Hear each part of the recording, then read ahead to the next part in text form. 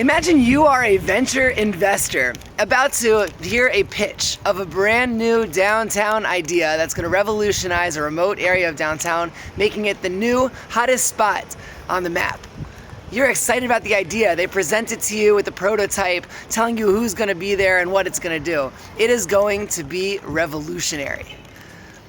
Immediately after the presentation, however, they take you to the side meeting with the engineer who lays out all the framework of the mathematics and tells you here's how it's going to be built. It's a lot less exciting. You go from all of that excitement about the potential of what you're about to invest in into logistics of how it's going to happen. This is exactly what we're dealing with when we go from last week's Parsha, Yitro, into this week's Parsha, Mishpatim. Last week we had the grand revelation of the Ten Commandments, the mission statement of the Jewish people. We saw sounds and we heard the lights. God literally spoke to us. And now we're getting the laws, how to handle your slaves or servants, how to treat each other, not to kill, kosher rules. It's definitely the nitty-gritty of what makes Judaism.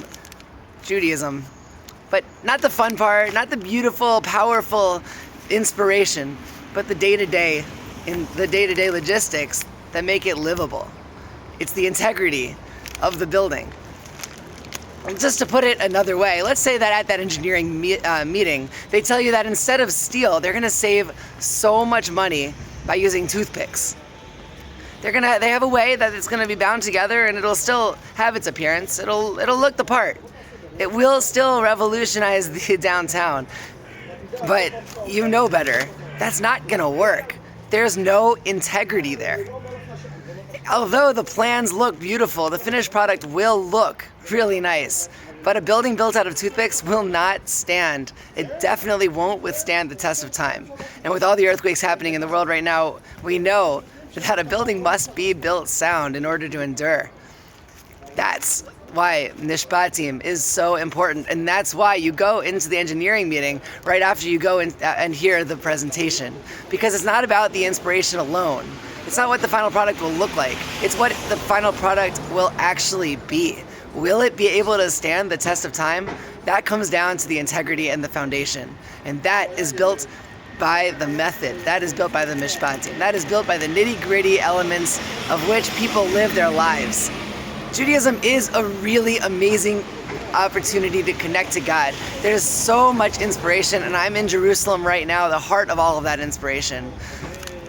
But none of this alone would hold up and withstand the test of time as Judaism has if it weren't for the rules, the values, and the morals that are built sturdily over the Parsha Mishpatim. And that's what we learned this week. It's not about the inspiration alone. It's about the integrity that that inspiration stands on, the backbone, what's behind the scenes, what is the hardware for the operating system. Mishpatim is not the most glamorous Parsha in the Torah, but it is absolutely critical. As you embark on whatever adventure you're going on in life, that journey will sway you. And if you don't go into that journey confident in who you are and knowing where you're trying to go, you are going to collapse because every element that you face is going to try to sway you. One detail that the Parsha hints on is not to follow when everyone else is doing something wrong. Be the guy who's doing the opposite. Do what you know is right and maintain that integrity. I promise you this. Here is today's value, today's adventure principle. On an adventure, boundaries are liberations. They are not limitations. Shabbat Shalom. To hear more, subscribe to my channel, and every week we have an adventure Parsha video so you can learn how the Parsha teaches you how to live and conquer the adventure of your lifetime.